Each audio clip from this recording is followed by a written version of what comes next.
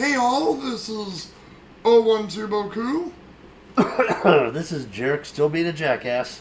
Alright, and we are coming at you with another movie, or actually, no, not movie review, my apologies. Anime review in Fullmetal Alchemist Brotherhood. We basically have come to the end of yet another disc, and like it when there's hardly any glare, love that. But yeah, coming to the end of another disc in episode 20, Father Before the Grave.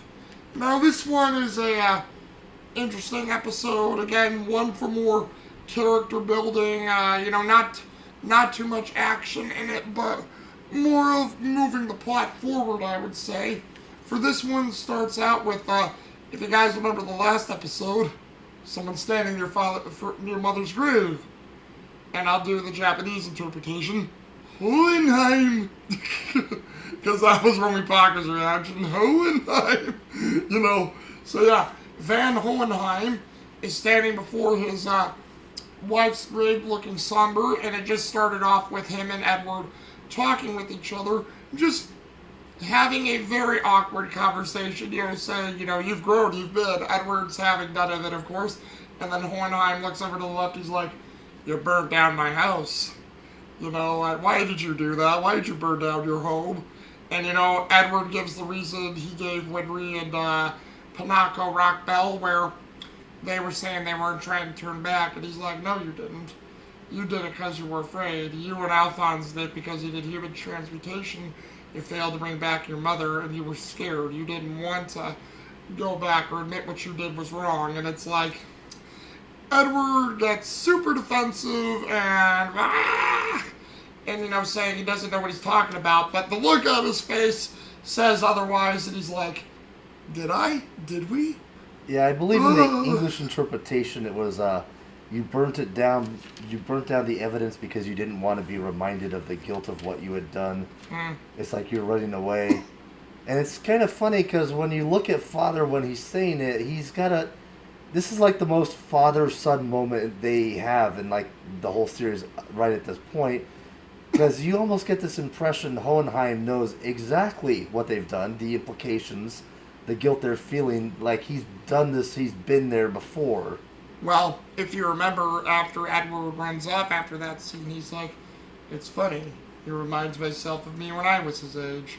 And, given that distinction right there, then afterwards you have, Which is also kind of funny because, Boku and me have been playing off of each other with the references to Judeo-Christian lore in this, all the interesting little parallels like Hohenheim, the sins of the father being inherited, the 7 deadly sins.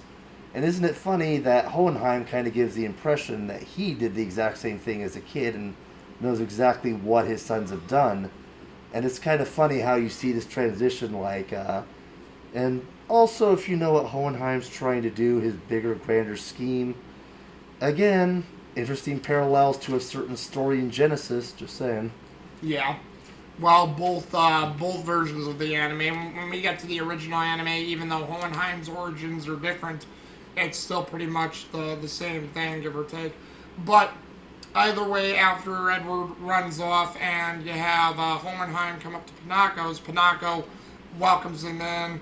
They're Van Hohenheim's looking, Panako's looking through an old photo album while Van Hohenheim is drinking, and believe it or not, I think it's Gin or Jin.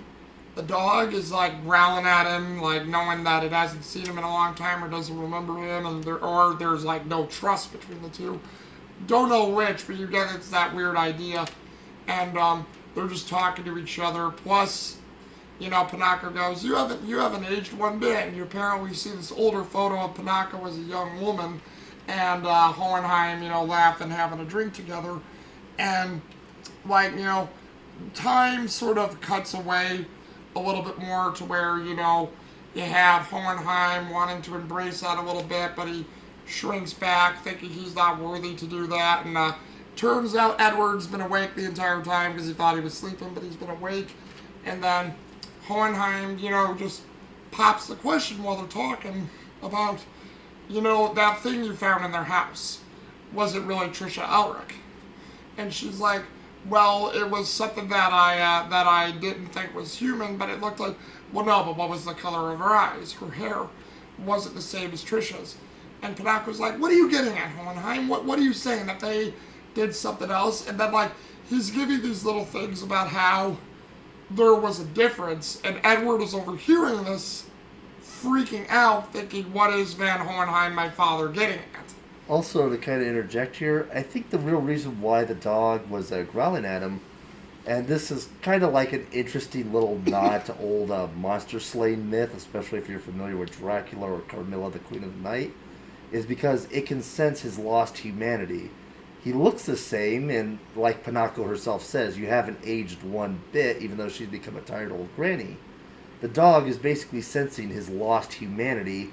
It knows who he is, but at the same time, it senses this is not the same person I once knew. This is no longer a human being. This is something different. Same face, same body, but it can sense the inhumanity in him. That's why it's growling. Well, again, I think I remember now. It's Din. The dog's name is Din, but I also think that Din is doing that because I don't remember if Din had ever seen him before, because when Din was hanging out with Winry and all of them, they were already little kids, and I think Hohenheim was gone, so it could also be that too. So it's a very interesting parallel, but I don't know if you want to look too deep into that. Well, the big thing is the inhumanity, because if you ever watch movies or shows about people like, say, Von Richten or people who hunt monsters, you always notice they have like either a dog or some other animal. That's because they're very attuned to like human and inhuman entities. That's why, like, for instance, in Germanic lore, Impusas are scared of like dogs and cats because they know they can sniff them out. Yeah. Well, indeed. Kind of the same thing with like cats in Egyptian mythology. Yeah. Well, like I said, you do have a point there. Don't know if that's what was necessarily going for. That's all I'm saying. It could be coincidence, but it also could be some truth to it. But no, it's a good thing to discuss. And as they're like talking about it, you have the next scene where Hohenheim's getting ready to leave, and he's like looking at this picture. It's the only picture Panako has of all four of them being together before he left. He asks if he can take it. She says yes. He goes out the door and he's like, Panako, if you can, you need to leave. Something's about to happen in this country.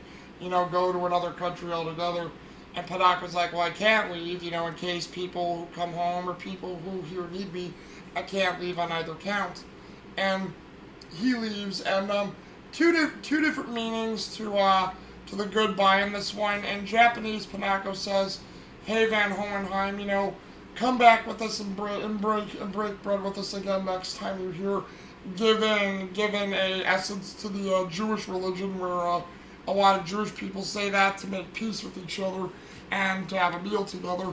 And in English, Panako says, hey, Hohenheim, don't be a stranger.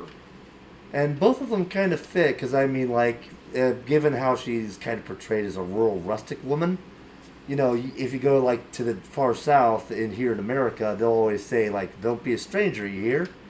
And the whole thing with like don't break bread, well, again, that goes back to Judeo-Christian and Jewish Gnosticism. When you make peace with an enemy, you sit at a table and you break bread with them. Mm-hmm. So it's kind of interesting. It's either one works, but honestly, I kind of prefer the break bread one, considering I do the too. role Hohenheim's playing in the story. Mm-hmm. And as it turns out, after Hohenheim leaves, you see Edward watching his father leave, and then he asks Panako that he wants to go to his house to basically essentially dig up the thing that could have been their mother. And what happens is it starts to rain. The rain's bothering Edward's limbs for where he doesn't have a real arm or leg anymore, and it's causing him to throw up. And they're working tirelessly in this rain, getting worn out, but they eventually dig up the bones. And you find out that the bones, the skull, the femur, as Panako points out, given that she, does automail and that they come from a family of doctors and nurses, they can tell the human anatomy pretty well. So Panako's like, whatever this thing was, it's not your mother. Oh, and Edward first discovered it by the hair color, because the hair color was, because their mother's hair was chestnut. This was almost like a jet black Yeah, color. and if I remember, didn't Panako say the femur's too long and the Well, yeah. pelvic bone's a male? Yeah, the pelvic bone's a male and the femur's too long. Well, I mean, you saw the bones when they laid it out. All the bones were different shapes and sizes.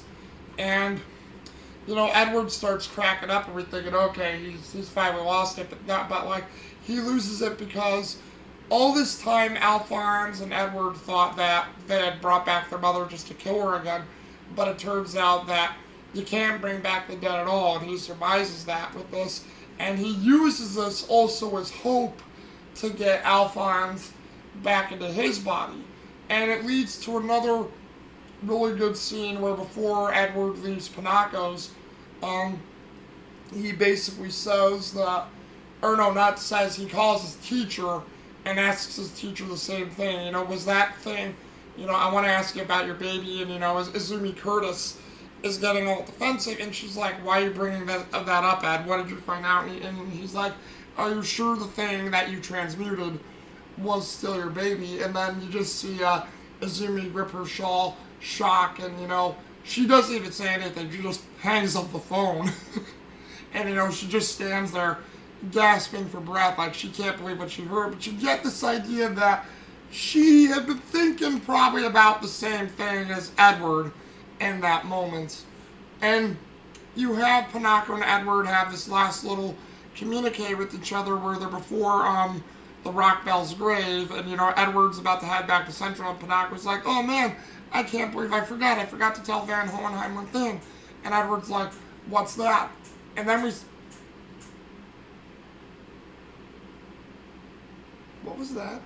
I don't know. Hear funny things out here. Funny things. Strange things out here. But, Funny, haha?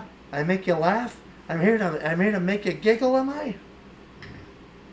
Way out of context, Jared. When am I not? Yep. Well, yeah, exactly. Hey, stop It's it, when I Poku, you clock hurt ya. me. I'll do more than that. But yeah, like, Panako remembered what Trisha Alric had said, so we see this flashback of Trisha Alric as she's sick with the virus that was going around, and she says, Panako, tell Hohenheim I'm sorry that I wasn't able to keep my promise to him, and Panako doesn't go into it, but she's like, tell your dad that, Edward, and he's like, why? And it's like, well, no, it's just something important that he needed to hear, and he's like, all right, I'll tell him one. After I'm done, done. In Japanese, they say, after I'm done popping him in the face, and in English, he goes, after I'm done quacking him one. So, very, very interesting thing. They both work, though, and both are really good. And I also kind of love how the whole time he never addresses him as father. He just says Hohenheim. Yeah. And also, like, in the same scene, like, right before that, I remember he told her about what happened to her daughter and her son-in-law, and she's like, oh, I guess it was good then that some good came out of their time in Ishval, that there was some light in that conflict. Mm-hmm. Which, very sweet way to pay off what we learned in a previous episode when they were at the Kingdom of Xerxes. Yep. Oh yeah, very true. I forgot about that one. Good eye, Jarek. Very good indeed. And so Edward heads back to Central, and I think this may have happened a little bit before his whole conversation with Hohenheim. But you have this part where, it's Ling Yao with his other attendant. I forget her name because it hasn't been said in a while, and she hasn't had any lines, so I can't remember what it is. But it's Ling Yao and his one female attendant sitting there with Edward, or Alphonse, because Alphonse promised if he let him know the truth of his immortality. Mentions his blood seal, but he mentions sort of like how he found out with Barry, the soul could have a limitation on it. And, it's a dead end, Ling Yao. Don't pursue this. And Ling Yao's, well, wait, if you could just transfer your soul to another thing, then you're okay. Just think about it. You don't have to eat. You don't have to sleep. It's really very cool. And then Winry freaks out at him, saying, there's nothing cool about it. You don't understand. You don't get it. Leaves in a huff. And then, Alphonse comes to Winry and says, he's like, geez Louise, usually I could always count on you or Edward always flying off the handle for me because I could never do that. And then we learn from Alphonse about how this is something he's had to deal with because we have a flashback of Winry dreaming about how, Alphonse can't fall asleep because, he can't. And he says, he probably thinks it's just because he's a soul and no matter how he tries, he can't fall asleep. So that's a drawback, and we see how that affects him. And then Edward comes back, freaking out over what's happened to Alphonse, but he's able to extend his armor. And then, funnily enough, he starts asking questions, like saying, Winry, what made you, reject Alphonse? Winry, what made you reject Alphonse in the first place?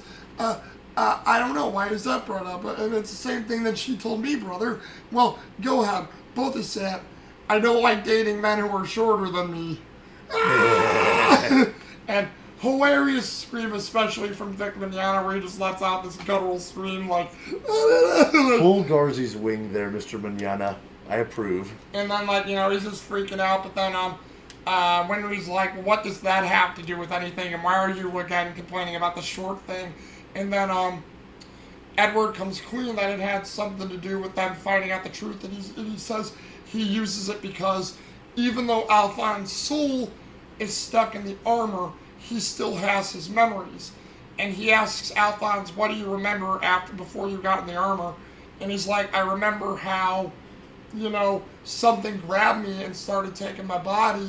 And obviously we get the idea that just like how Truth is wearing Edward's arm and leg. And oh yeah, I forgot, what happened to Edward's mother was playing on his nightmares after what Hohenheim had said. So that's the other reason he had decided to dig up his mother's grave, is he had a nightmare of Truth, his mother, and believe it or not, they even went back to Shao Tucker and Nina, how all three of those things correlated to this. So I forgot, that's another reason he dug up his mother's grave, is because the nightmares have been plaguing him for so long, obviously. And this actually gave him freedom from that too, which is another cool moment. And yeah, he basically explains to both Winry and Alphonse that the fact that he can remember this thing that Edward himself had forgotten is proof that that his soul is alive, that he clearly has memories that are unique and individual to him that have nothing to do with Edward. So clearly he is alive, and given what they learned that you cannot transmutate a dead thing to life, this means that there's still life in Al, and they can get his body back.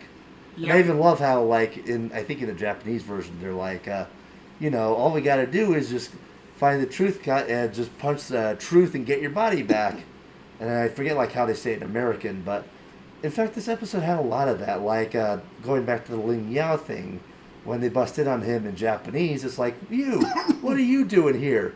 Oh, we're just having a meal. And then he kicks them out, and of course, it's a cute little moment with them just sitting out the door, thinking about the food inside. But in English, Tom Habercorn says, "Oh, we're just having a delicious meal."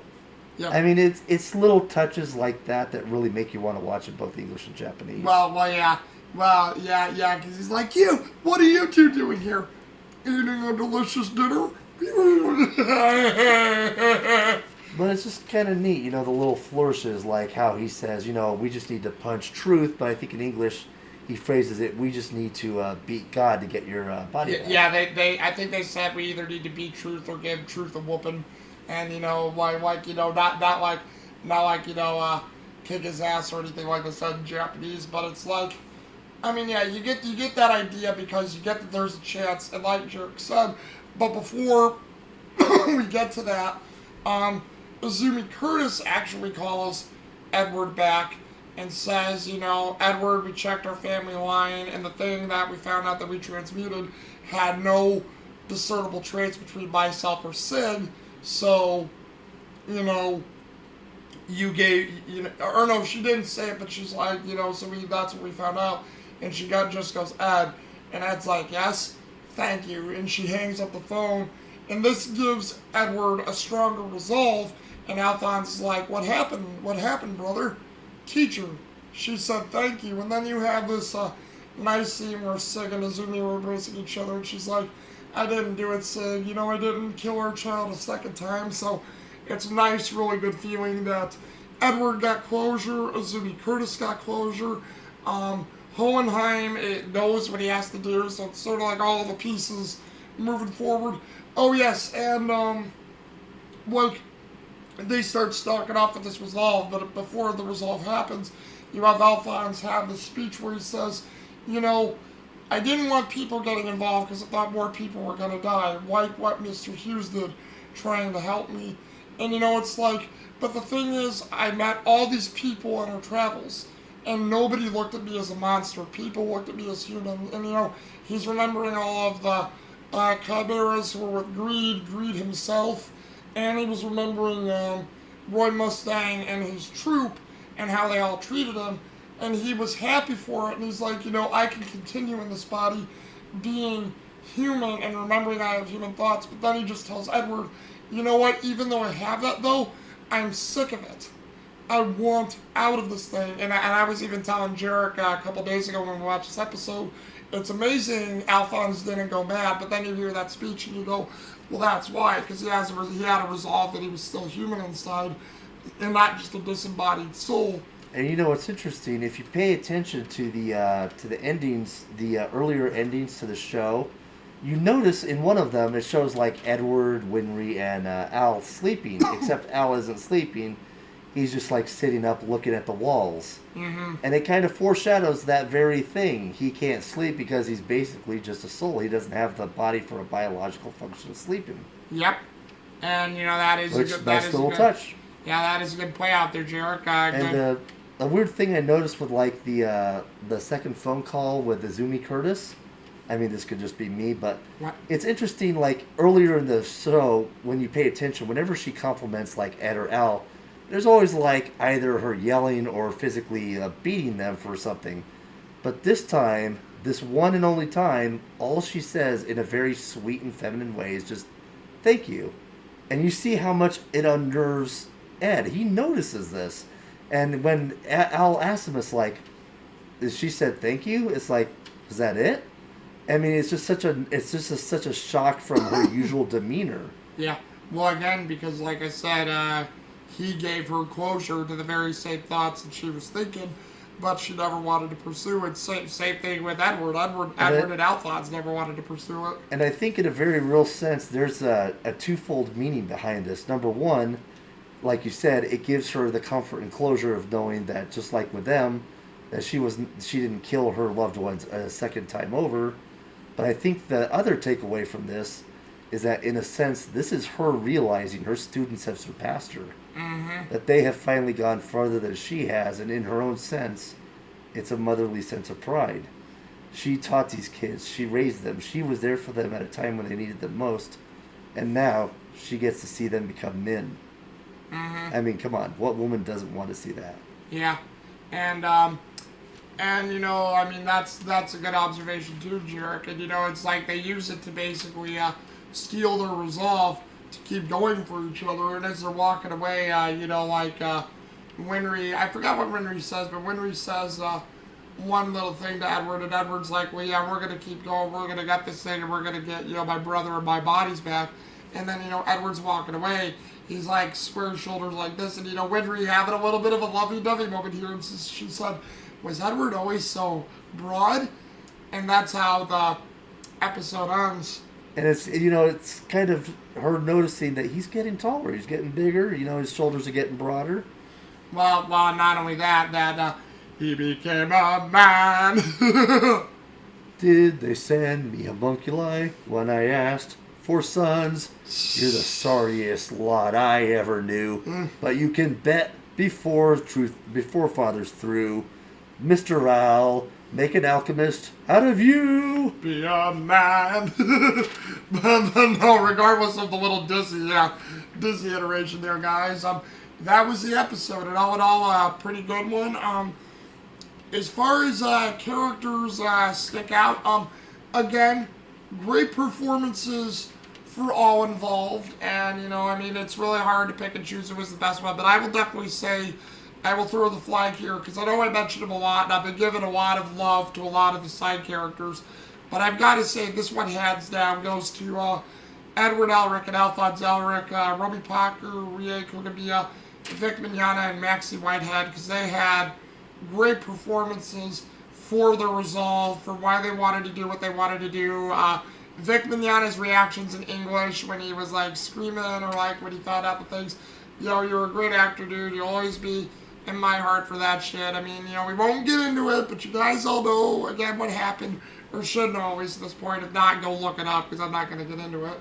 But, just great performances. The Japanese performances were great, too. Nice and subtle for what they were, but also emotive when they needed to be. So those two guys are on the top of my list. Jarek, how about you?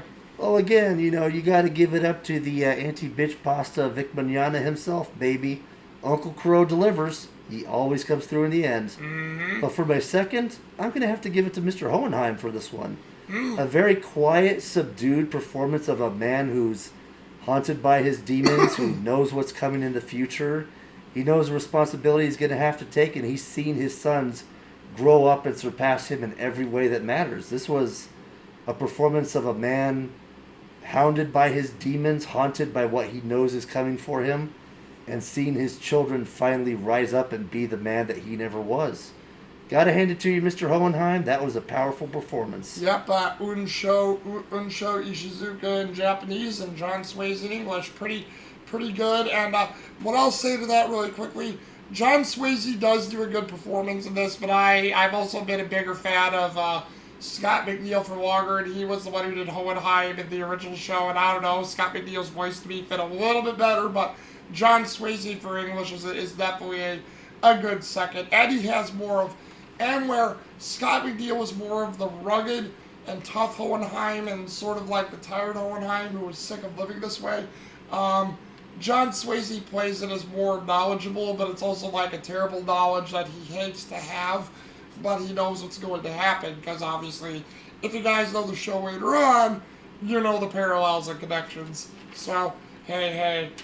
And let's see. Final thoughts on the episode? Again, great character building, great way to move the plot forward. The resolve of the characters was great. Everything just fit well to move the story forward to me. Jarek, any other final thoughts? And I just gotta say, I really love the clever play on words with the title of this episode, Father Before the Grave. Mm-hmm. I'm not gonna say this lady really put her heart and soul into this project, but dear God, this was her passion project.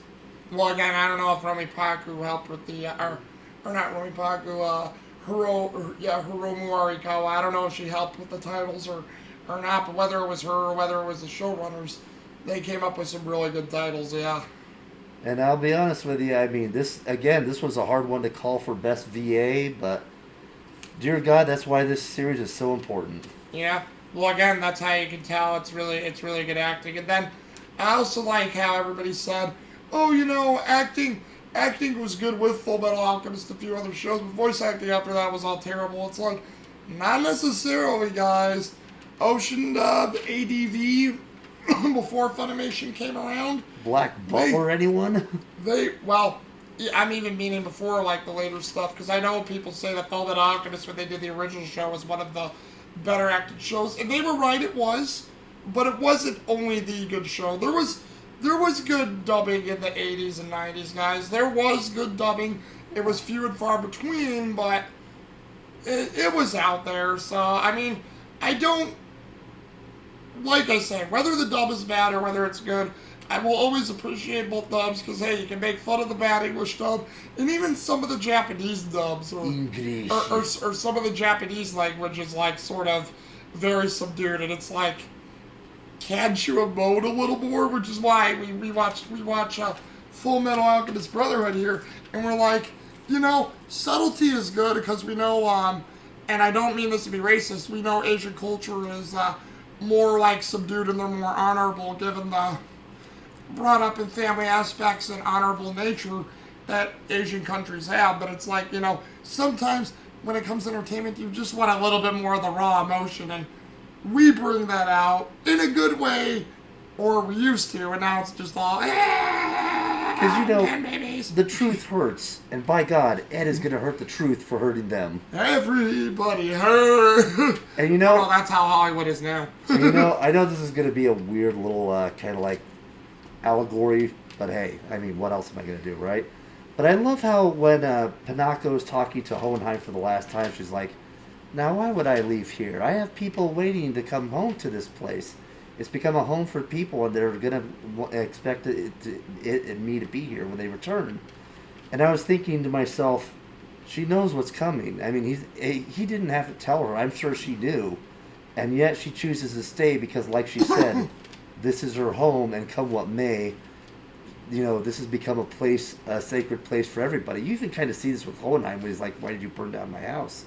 And it reminded me of a scene in Chernobyl. The old lady confronted by the soldier while she's milking the cow. Yeah, milking the... Well, it's like, it's the same thing, you know. Disasters have come. Projects like this where I'm reviewing anime for anime, episode per episode, would take a long time. And, you know, I'm doing movies in between, so...